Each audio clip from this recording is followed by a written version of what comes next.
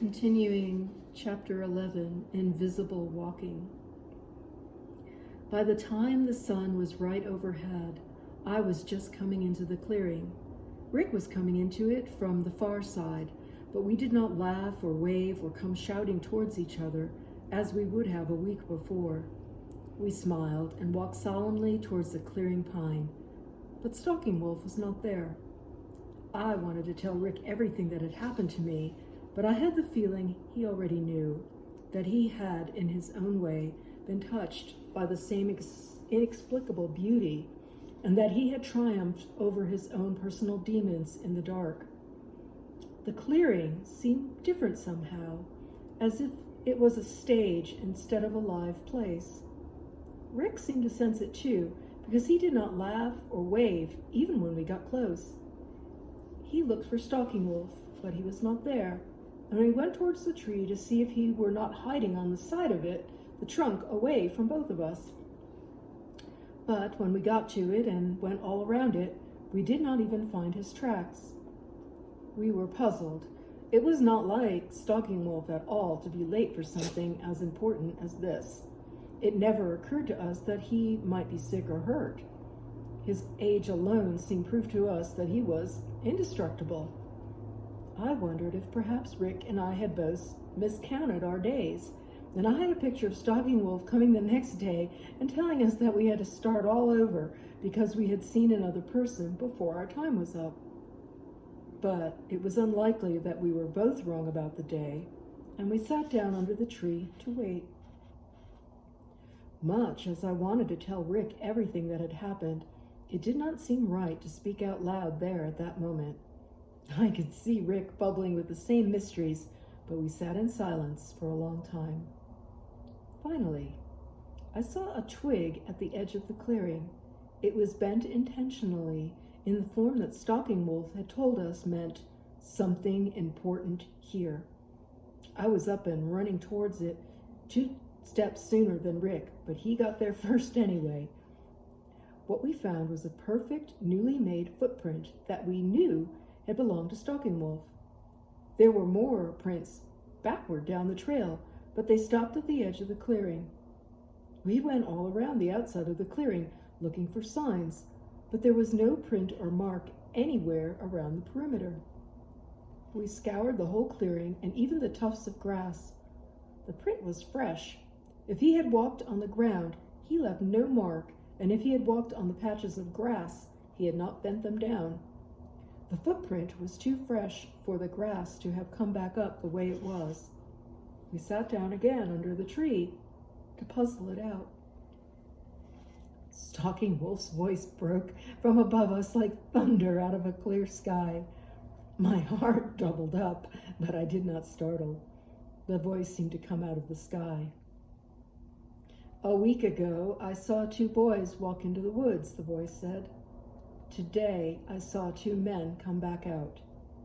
Stalking Wolf came down the tree like a squirrel and stood in front of us. He said nothing, but his hand moved in eloquent patterns that told us what had happened to us was our own personal vision, and I knew what the hand meant. When he had finished, Stalking Wolf smiled, and whatever ritual had passed between us was over. Rick and I jumped up together and started asking him how he could have gotten across the clearing without leaving tracks. He turned and walked softly back across the clearing with Rick and me just a few feet behind him, watching him go backwards from tuft of grass to tuft of grass, pulling the trampled grass up behind him with a twisting motion that made it spiral perfectly back into place. He moved so lightly that only part of his weight seemed to be pushing against the ground at any one time, and where he could not reach a tuft of grass, his hand moved like a brush over the footprint, and it was gone except for a faint rustle of dust that might easily have been windblown. I followed him out of the clearing. He went a mile or more without leaving a trace. The fact that a man could go through the world without leaving a trail was a miracle to us, and we followed Stalking Wolf out of the clearing with awe. On the way back to the Good Medicine cabin, we practiced invisible walking on all kinds of terrain until Stalking Wolf was satisfied that we understood the principles. Rick had a light, swift movement of his grandfather, and he left a lighter trail than I did. He was faster at it because I could see so many more nuances in the track than he could, and I spent too much time covering things over that almost nobody else would be able to see. I was too meticulous to be as fast as Rick, but I got good speed at it after a while. Thereafter, about half the time we went across any grassy place, we took up our tracks behind us, and if we had nothing better to do, we would go and clear our prints from the trails around where we were. Once, when Stalking Wolf was supposed to come out with us for the weekend, we erased all our prints from the trail with the most meticulous care. We went over it again when we were finished using all the little techniques that we had invented, erasing the other prints. We worked the whole week, and when he came out, he stopped about 50 feet from where our first print had been and smiled as if we had tried to play a very obvious joke on him. I believe he was pleased that we had done such a meticulous job, even if our erasures were like blotches where our prints should have been. Still, I wondered how he had known where we had started, and I asked him. I looked, he said. I had the feeling that he was trying not to laugh. Yes, grandfather, I said, but what did you see? Nothing, he said. Well, what was disturbed then? I asked. Nothing, he said. I knew the answer was going to be obvious forever once I found it. You look, he said. When I started to ask another question, we went up the trail. It looked perfect to me. I couldn't even tell where our prints had been, and I had spent the week erasing them. There was nothing that could have given us away. Nothing. I was another 100 yards up the trail before I realized that nothing was exactly what had given us away. In our zealousness, we had erased every track from the trail. Rabbits, fox, opossum, squirrel. We had created a highway of nothing in the middle of all that life. Well, we might as well have painted the trail red to hide our prints. When we got to the cabin that day, Stalking Wolf told us that he was going back to his reservation and would not be back until the end of summer. I had the feeling that he thought he might not be coming back at all, and I was worried when October came and he had not returned. But he was back in November, and the worry was for nothing.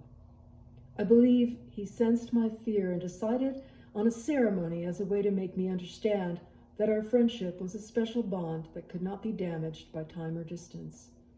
It was not, I believe, a common ceremony, but when it was over, I felt that in all important ways, he was still with us, even when he left. I believe Stalking Wolf selected it to make a point that could not easily be put into words, and its effect on us was permanent and profound. We sat near the campfire in front of the Good Medicine cabin. Even the darkness seemed to shine when the moon came up. Stalking Wolf spoke in his own language, and his hand moved like years and firm foundations. Then we passed the knife and laid the blade against the pad of our palm and pressed it down with our fingers until it bit in just deep enough. Stalking Wolf put his palm outward, and Rick and I put ours against it. Then we bound our hands together with a strap of soft leather, and we sat for a long time, smoking Stalking Wolf's own preparation of herbs and tobacco in a hand-carved pipe made out of clay and bones. His hand, after it passed the pipe, told us that our true selves lived in the blood, and that what was mingling was not simply our blood, but our spirits. The process of the ceremony bound us together in unbreakable ways. Stalking Wolf undid the strap slowly, and as the last twist of it dangled in the air from his hand, a huge buck walked into our camp slowly. We had not moved since the pipe had settled in Stalking Wolf's lap, which might have been hours before. The buck came out of the cedar swamp like an advanced scout clearing an area. He came through our camp at a slow walk, checking from side to side, nosing in our gear, and yet he walked right past us, as if we weren't there. At the far side of the clearing, he stopped and looked back. Out of the low mist of the swamp, the deer came bounding in low, slow arcs, tumbling after one another like waves stacked behind each other by a storm.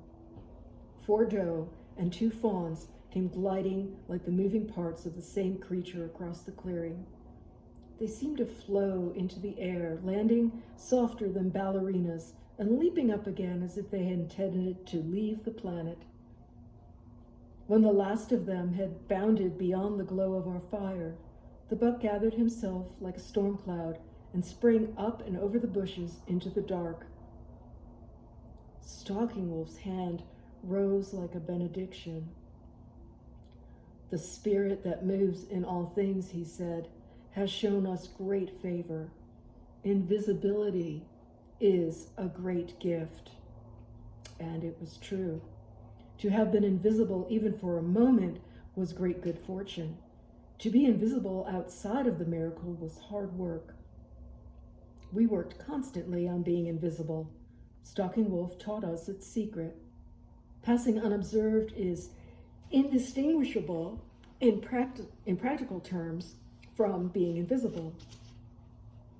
We learn the principles of passing unobserved. Be still, be silent, conform to the shape of what surrounds you. Take advantage of the shadows and places where the light makes things uncertain.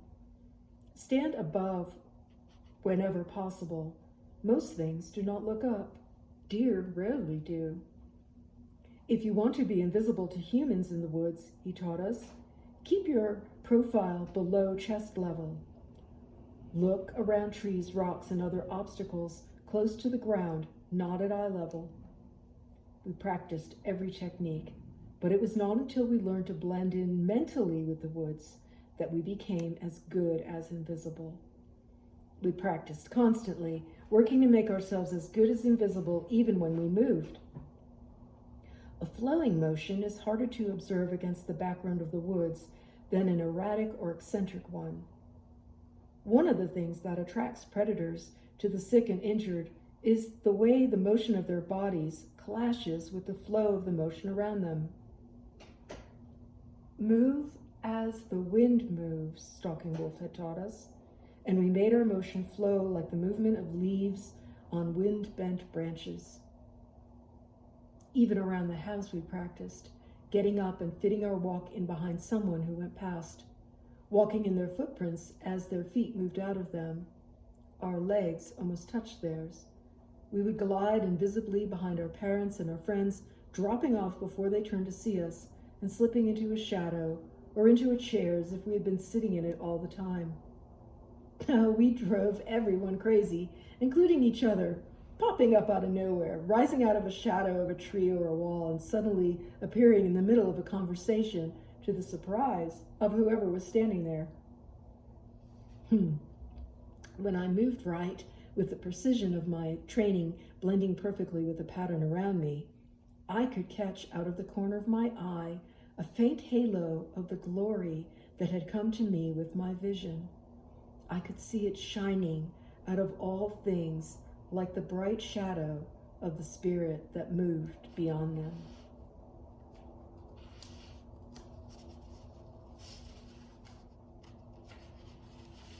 Chapter 12, True Lostness.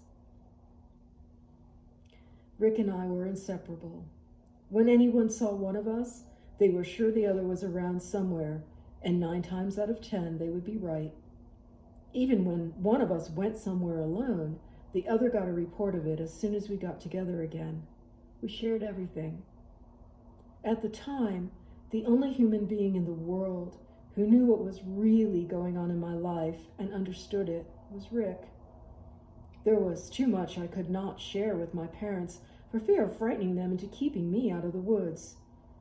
And only a true nature fanatic like Rick would have understood the importance of much of what I might have told them anyway. A good portion of most children's lives are invisible to their parents. It's inevitable. Kids have to take risks to grow up, and parents have the natural instinct to limit the risks their child can take. So most boys take to living private lives in which they risk going beyond their limits to find out what their limits are. Rick and I lived the bulk of our time together. It made for a closeness that is almost never found in adulthood. We had only one falling out in the whole time I knew him, and I believe, as an example of what I think of, it was true lostness. True lostness has nothing to do with the woods or the wilderness. In fact, the times I have been most truly lost in my life, I was almost always living outside the woods. True lostness is when you have forgotten the spiritual center of your life, when your values have gotten so wrapped and warped with time that you do not remember what is truly important. With Rick and me, it happened with the skulls. In the beginning, the skulls were treasures brought back to remind us of great adventures or the vastness of the woods and what it had to teach us.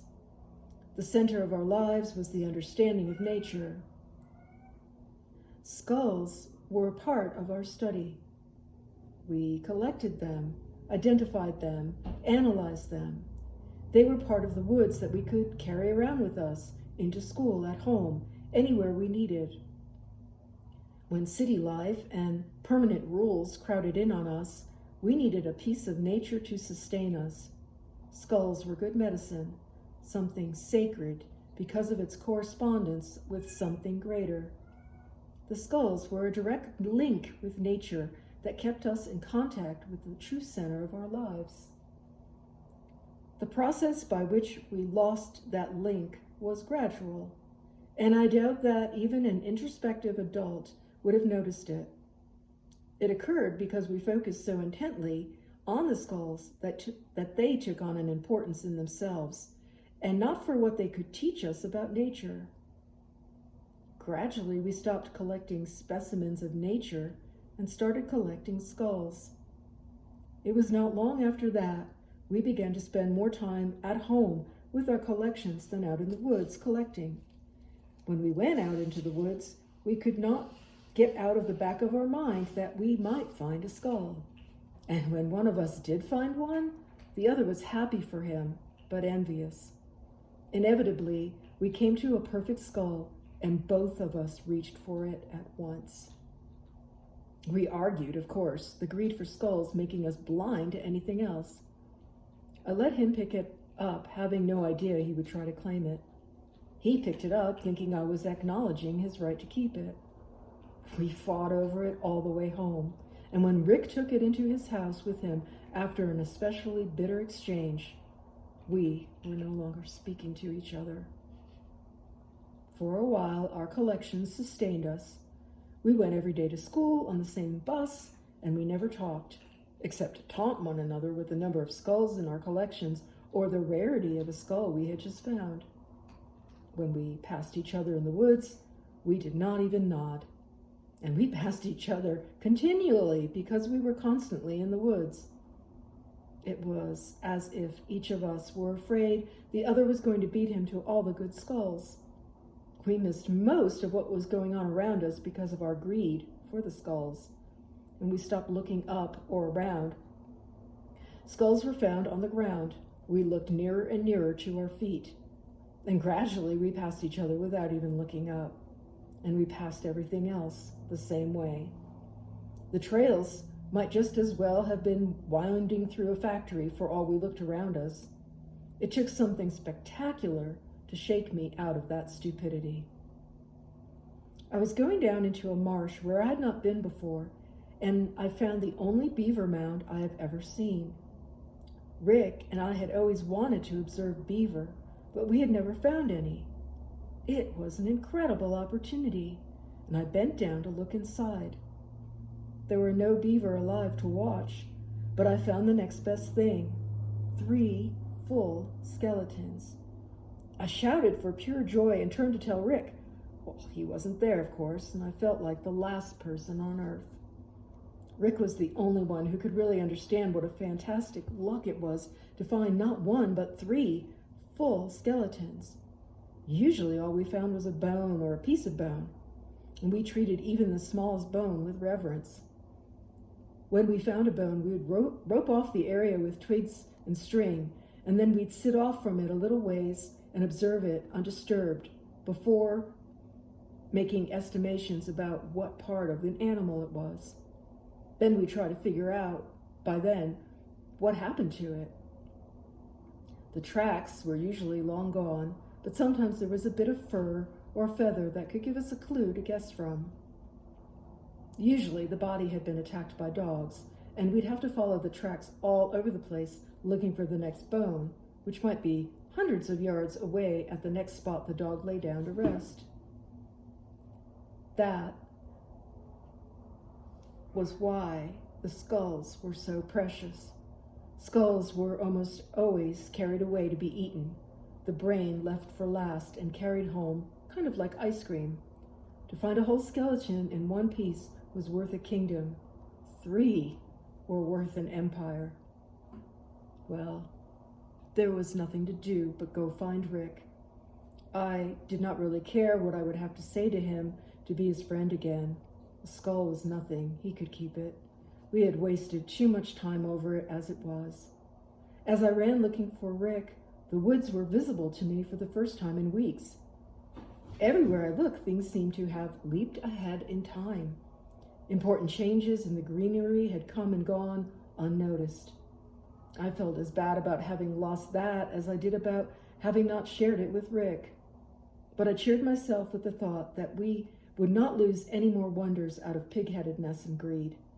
Rick could have all my skulls if he wanted, as long as we got to go back to watching nature together. I knew Rick was down in a swamp about 1.5 miles away because I had seen him on the way in. I had gone by him grumbling to myself that he would get the good first skulls. It seemed ridiculous to me as I ran that I had been so foolish. I took the widest trail to make the running easier. There were shorter routes, but the wide trail would be fastest. Running did not diminish my excitement. 3 whole skeletons, and beaver at that. Rick went running by me in the opposite direction. I was 2 steps past him before it hit me, and I almost tripped trying to turn and call after him against my momentum. He did the same thing, and we stumbled towards each other, too out of breath to speak and almost too exhausted to point and grimace. Rick kept panting and making funny faces and pointing to the swamp. His face was so contorted trying to catch his breath and talk at the same time that the only thing I could think of was that he was trying to tell me he'd seen the Jersey Devil in that swamp. I got my breath first, but the Jersey Devil took precedence over beavers, and I gasped, "Did you see him in the swamp?" Rick looked like he thought he must have missed something, and I said, "The Jersey Devil." Rick's eyes got wide. "You saw him?" "No," I said, "you did." Rick looked at me as if I was crazy, but by then he was starting to laugh. "What?" he said. I had gotten my breath back, but I was starting to laugh too, and I was having as much trouble talking as before. "You were making faces and pointing in the swamp," I said. "I thought you were trying to tell me you saw the Jersey Devil." Rick fell over laughing, and I let myself collapse as well. I knew everything was going to be all right. I don't know how long we laughed, but it was one of those things where whenever one of us would stop, he would hear the other one start up, and we were like 2 flocks of birds starting each other up with their warning cries. I had seen that happen once for 20 minutes. A fox had startled one flock, and they started sending out cries and alarms and woke up the second flock, who took up the cry. When the first flock quieted down, it heard the second flock giving warning cries, and so they started up again to pass the warning along. When the second group stopped, they heard the first, and so on. I don't know how they finally figured out that there was nothing out there to be screeching and scolding about. Rick stopped as abruptly as the birds had. "The robins," he said, jumping up, and pulled me to my feet. "Hatching robins," he said, and we started off down the trail at a dead run. Rick was always a faster runner than I was, but he ran a little below his top speed for me to keep up. He could have just told me where they were and then sprinted on ahead not to miss them, but he waited for me to see it too, and that was something only a friend would do. When the eggs were hatched, we got to talking about how rotten it had been without anyone to share all the important things with. Eventually, the only thing left to say was, "Let's just forget that and thank God we're friends again." And then I remembered the beaver skeletons. Rick seemed to think about them at the same time and asked me where I was running to when I passed him. I said I had been looking for him to show him something fantastic, but I wouldn't tell him what it was, that I wanted to show him instead. Rick was astounded when he looked into the beaver mound. "2?" I shook my head. "3, I said, "and you can have the other one if you want." Rick shook his head, and we came to the agreement that everything we collected was to be held in common ownership. Anything one of us found belonged to the other as well. We shook hands on it. It was, I believe, an awkwardness left over from the split, but it was the last effect the argument had on us, other than to teach us how easy it was to become as greedy and grasping as everyone else seemed to be. We recognized ruefully how little we had valued the important things, like our friendship and everything that was going on in the woods. Rick had also been struck as he ran by the changes that had gone on unnoticed all around him. I believe that was what put the skulls back into perspective for us, and we turned to the beaver mound, not as collectors, but as observers of nature. What we saw was a nightmare.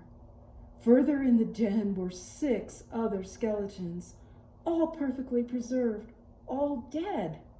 We thought, at first, by poison, but there was no smell of it. As we hauled the skeletons out, we came to see them less as skeletons, beautiful though they were to us, and more as animals, other valuable creatures wiped out by some disaster. When we explored the area, we understood how they had died. There had been an aspen grove not far away. In its place, there was a cement drainage embankment. Beaver love aspen. They can eat other things, but they ignore everything else if they can find aspen. And these beaver had intended to use the aspen grove as their reserve food supply. When their inside stores were almost used up, they went out to find the whole grove was under some construction company's bulldozer. They must have gone back with their tails down and ate what they had left. The ice must have caught them before they got out again, and they were too weak from hunger then to break through it. Or perhaps they just went home and laid down and died with as much dignity as they could. It was a small family tragedy. But it was like the end of the world to us. By the time we had taken all the skeletons out, we were shaking with rage. There were 9 of them in all, dead in their skins, nothing but bones. They must have been a long time in there dying. We ran at the sewer pipes and threw rocks at them and screamed at them and cursed their owners. But they were huge cement things that paid us no attention. It was the first time I had felt truly helpless before the web of greed that passes for human society. If I could have blown up that sewer pipe and the company that made it and the politician who approved it and the company that put it in and the company that it had been put in for, I would have. Instead, we took the last bit of money we had and bought a can of black spray paint and went up and down that sewer pipe, indicting them for 9 murders, cursing their ancestry, and damning them to a premature bankruptcy. All along the pipes we went, demanding vengeance for the dead until the paint was gone and we had run out of words. There were no words big enough for our sorrow or our rage, and we took the can and disposed of it when we got back where cans belonged. It didn't matter much anyway, and we knew it. If they ever saw the words, they wouldn't have understood them, and if they had understood them, they wouldn't have cared. And if they cared, they would have just told us they were just doing their job. The same people who brought the sewer pipes turn another small piece of the Pine Barrens into money every few weeks. Probably when there's nothing left and the last of the watershed is poisoned, the people who are responsible for killing the beaver will know the helpless sense of irreversible loss Rick and I had felt. But that's a long time from now, years at least. I doubt that anyone saw the paint anyway. The pipes were below the level of the highway and couldn't be seen from the road. I doubt anyone went down to look at them. They wouldn't have paid attention to what we wrote anyway. It was all misspelled.